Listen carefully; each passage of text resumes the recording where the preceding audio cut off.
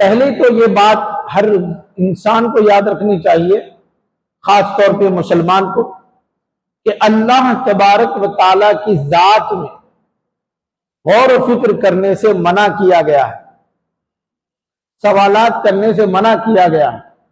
کیوں؟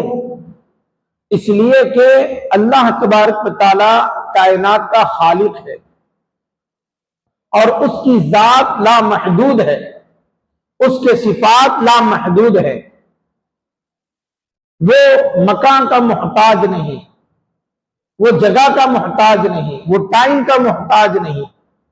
اس نے ٹائم کو پیدا کیا ہے، اس نے جگہ کو پیدا کیا ہے، اس نے ہر شے کو پیدا کیا۔ جس شے کا ہم تصور کریں گے وہ اللہ کی مخلوق ہی ہے۔ سورج کا تصور کیا، سورج کو اللہ ہی نے بنایا۔ چاند کا تصور کیا، چاند کو اللہ ہی نے بنایا۔ درخت کا تصور کیا، درخت کو اللہ ہی نے پیدا کیا۔ پہاڑوں کا تصور کیا، پہاڑوں کو اللہ ہی نے پیدا کیا۔ کہکشاؤں کا تصور کیا، کہکشاں بھی اللہ ہی کی مخلوق۔ آسمان کا تصور کرو تو آسمان بھی اللہ ہی کی مخلوق۔ کائنات میں کوئی شے ایسی نہیں جس کا ہم تصور کرتے ہیں اور وہ اللہ کی مخلوق نہ ہو۔ ہر شے اللہ کی مخلوق ہی ہے۔ تو توحید کا مطلب ہی کیا ہے؟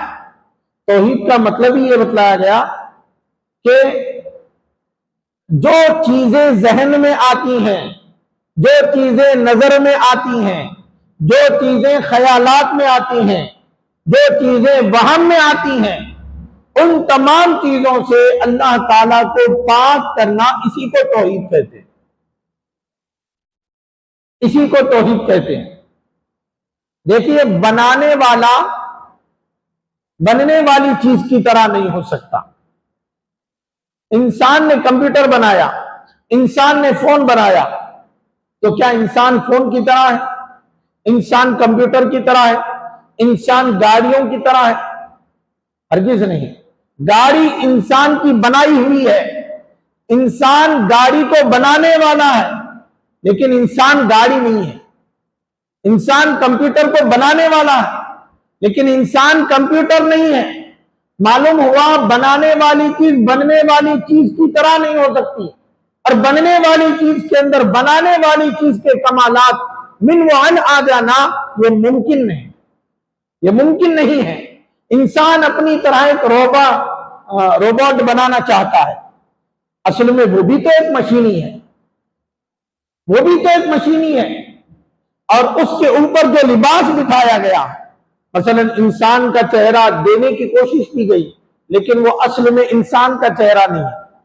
وہ بھی تو وہی چیز ہے جس کو انسان نے بنایا، اس کو اللہ نے نہیں بنایا۔